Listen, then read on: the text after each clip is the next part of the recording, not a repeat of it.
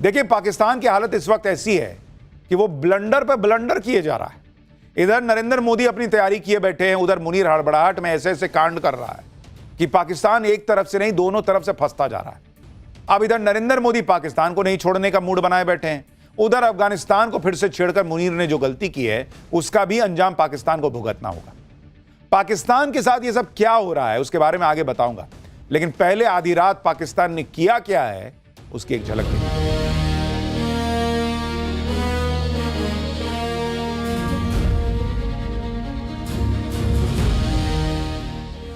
पाकिस्तान और अफगानिस्तान के बीच एक बार फिर से तनाव बढ़ता जा रहा है। पाकिस्तान ने अफगानिस्तान पर एयर स्ट्राइक कर दी है। इस बीच सुशांत सिन्हा से जानिए भारत में क्या देखकर पगला गया है पाकिस्तान। 2 महीने में दूसरा ब्लंडर क्यों कर दिया पाकिस्तानी आर्मी चीफ मुनीर ने। क्या भारत तालिबान की दोस्ती देखकर पाकिस्तान बौखला गया है? देखिए, पाकिस्तान की हालत इस वक्त ऐसी है कि वो ब्लंडर पर ब्लंडर किए जा रहा है। इधर नरेंद्र मोदी अपनी तैयारी किए बैठे हैं, उधर मुनीर हड़बड़ाहट में ऐसे ऐसे कांड कर रहा है कि पाकिस्तान एक तरफ से नहीं दोनों तरफ से फंसता जा रहा है।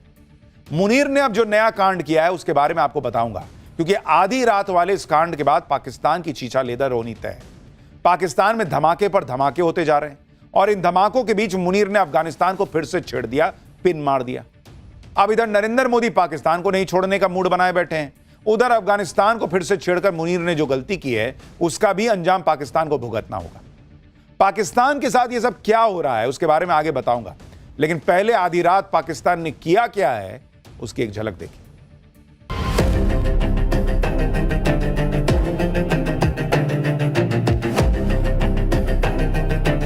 क्या पता कल को सिंध भारत में फिर से वापस आए।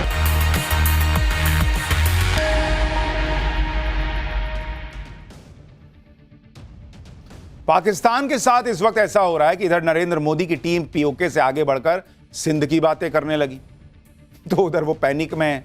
उधर पाकिस्तान के अंदर धमाके होते चले जा रहे हैं।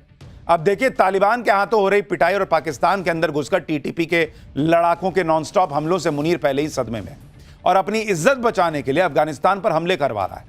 पाकिस्तान ने एक बार फिर अफगानिस्तान की सीमा में घुसकर एयर स्ट्राइक की। पाकिस्तान ने यह हमला अफगानिस्तान के खोस्त, कुनर और पख्तिका इलाके में किया है।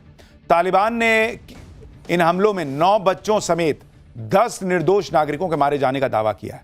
पाकिस्तान की इस हरकत से तालिबान और भड़क गया है। तालिबान ने कहा है कि पाकिस्तान की हरकत अफगानिस्तान की संप्रभुता पर सीधा अटैक है।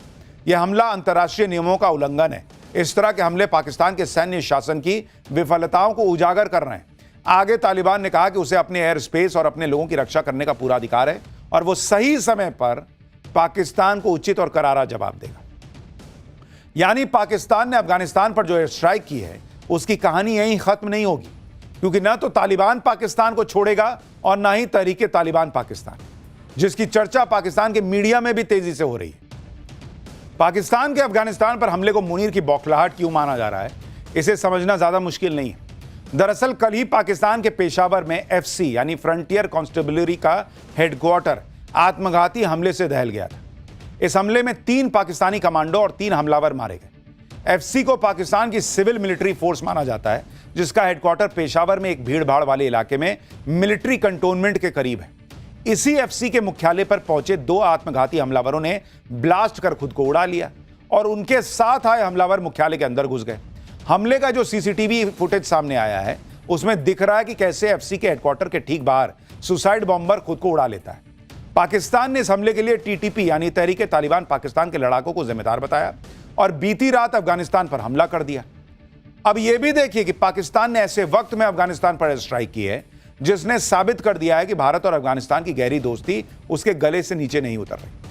आप देखिए कि जब पाकिस्तान ने अफगानिस्तान पर 9 अक्टूबर को पहली स्ट्राइक की, उस वक्त तालिबान के विदेश मंत्री आमिर खान मुत्तकी भारत के दौरे पर थे। भारत से दोस्ती मजबूत करने के लिए बैठकें चल रही थी। अब पाकिस्तान ने अफगानिस्तान पर दूसरी एयर स्ट्राइक की है। इस वक्त तालिबान के वाणिज्य मंत्री अलहाज नूरुद्दीन अजीजी भारत के दौरे पर हैं। ऐसे में हर बार तालिबान के मंत्रियों के भारत दौरे के वक्त ही पाकिस्तान के अफगानिस्तान पर एयर स्ट्राइक को संयोग नहीं माना जा सकता, क्योंकि साल 2021 में अफगानिस्तान की सत्ता संभालने के बाद इससे पहले तालिबान का कोई मंत्री या प्रतिनिधि भारत आया नहीं था और जैसे ही अक्टूबर में तालिबान के विदेश मंत्री ने भारत का दौरा किया, भारत ने काबुल में फिर से अपना दूतावास खोला और अब तालिबान के वाणिज्य मंत्री ने कहा है कि वो काबुल में भारत के डिप्लोमेट्स के लिए पूरी सुरक्षा की गारंटी देने को तैयार है। यानी इधर भारत और तालिबान या अफगानिस्तान के रिश्ते बेहतर हो रहे हैं, उधर पाकिस्तान को आग लगी, वहां बम फट रहे हैं, मुनीर कांड पे कांड कर रहा है। भाई वो फंस जाएगा, समझ नहीं रहा है। इस वक्त दुनिया में एक ऐसे ज्वालामुखी ने हड़कंप मचाया हुआ है जो हजारों सालों से सोया हुआ था, लेकिन जब इसका लावा फटा तो कोहराम मच गया। क्या भारत, क्या चीन, हर जगह खलबली मच गई कि इस धधकते ज्वालामुखी से क्या बड़ी आफत आने वाली है। क्योंकि सुनसान रेगिस्तान में इस ज्वालामुखी में अचानक ऐसा विस्फोट हुआ कि आसमान में काला धुआं छा गया। आप तस्वीरें देखिए बॉस, पूरा आसमान जो है ना वो धुएं के गुबार से भर गया। राख की मोटी चादर ने पूरे आसमान को ढक दिया। ये तस्वीरें देखिए, दुनिया के होश उड़े हुए हैं, फ्लाइट्स के रूट चेंज करने पड़े हैं, लोग घबरा गए क्योंकि इस तरह का ज्वालामुखी जब फटता है तो बहुत बड़ी आफत लेकर आता है। सोचिए कितना खतरनाक है कि ज्वालामुखी अफ्रीका के इथियोपिया में फटा है, लेकिन खतरा हजारों किलोमीटर दूर भारत और चीन तक पहुंच गया। इथियोपिया में हेली गुब्बी नाम का यह ज्वालामुखी 10 से 12 हजार साल बाद फटा है। 10 से 12 हजार साल बाद, जिसकी राख का गुबार आसमान में 15 किलोमीटर ऊपर तक उठा, जिसका खतरा मध्य एशिया और भारत तक मंडराने लगा। भारत से लगभग 4,500 किलोमीटर दूर ज्वालामुखी फटा था, लेकिन इसका असर दिल्ली तक हुआ। ऐसा हड़कंप मचा कि फ्लाइट्स कैंसिल करनी पड़ गई। आशंका जताई जाने लगी कि कुछ ही घंटों में ज्वालामुखी की राख से दिल्ली ढक जाएगी। दिल्ली पहले ही धुएं से बेहाल है भाई, ऐसे में ज्वालामुखी से निकली जहरीली राख क्या हाल कर देती। ज्वालामुखी की जहरीली राख कहां तक पहुंच गई, कितना बड़ा संकट और खतरा अब भी बना हुआ है, चीन ने इस ज्वालामुखी को लेकर अपने यहां क्यों अलर्ट जारी कर दिया है, आज आपको सब दिखाने वाला हूं। लेकिन पहले ज्वालामुखी विस्फोट और उससे होने वाली तबाही का एक छोटा सा ट्रेलर देख लीजिए।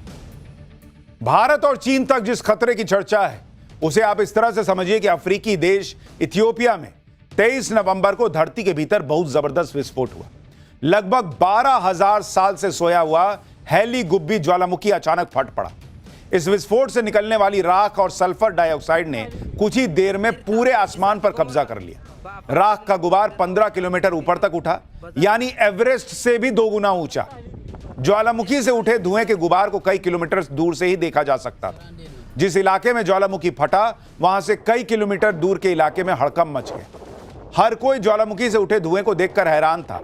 लोगों ने बताया कि ऐसा लगा जैसे कोई बड़ा बम विस्फोट फटा हुआ, जिसके बाद धरती कांप गई और धुएं और राख ने सब कुछ ढक दिया। ज्वालामुखी में एक विस्फोट नहीं हुआ, कई घंटों तक कहा जा रहा है विस्फोट की आवाज आती रही, लेकिन पूरे इलाके में दहशत ज्वालामुखी से निकलने वाली राख से। राख के बादल रुकने को तैयार नहीं है। इससे अभी तक कोई मौत तो नहीं हुई, लेकिन गांव के गांव राख की परत से जम गए। जिस इलाके में यह ज्वालामुखी फटा उसे दुनिया का सबसे गर्म और सूखा इलाका माना जाता है। इसे पृथ्वी का नर्क कहा जाता है, क्योंकि यहां तापमान 50 डिग्री तक चला जाता है। इसी इलाके के डानाकिल रेगिस्तान में ही हेली गुब्बी ज्वालामुखी है। यह एक शील्ड ज्वालामुखी है, यानी ऐसा ज्वालामुखी जो चौड़ा और सपाट होता है। वैज्ञानिकों के मुताबिक इस ज्वालामुखी में आखिरी विस्फोट करीब 12,000 साल पहले हुआ था। तब आखिरी हिमयुग खत्म हो रहा था। सोचिए 12,000 साल बाद अचानक यह फटा है। इस भयंकर ज्वालामुखी में विस्फोट हुए 50 घंटे बीत चुके हैं, लेकिन अभी भी हेली गुब्बी ज्वालामुखी से गर्म लावा निकलना जारी है। आप तस्वीरें देखिए, ज्वालामुखी विस्फोट की सैटेलाइट तस्वीर भी सामने आई है। अंतरिक्ष से ली गई इस तस्वीर में दिख रहा है कि विस्फोट कितना बड़ा था। यह तस्वीर देखिए, इसमें आपको सैटेलाइट इमेज से दिख रहा है कि कितना भयंकर विस्फोट हुआ था। एक और तस्वीर आपको दिखाता हूं, इथियोपिया के हेली गुब्बी की ही यह तस्वीर है।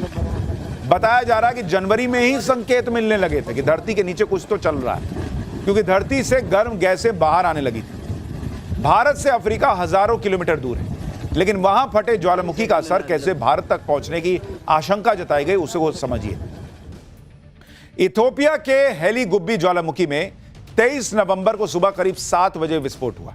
इथियोपिया से उठे राख के बादल ओमान तक अगली सुबह 5 बजे पहुंच गए।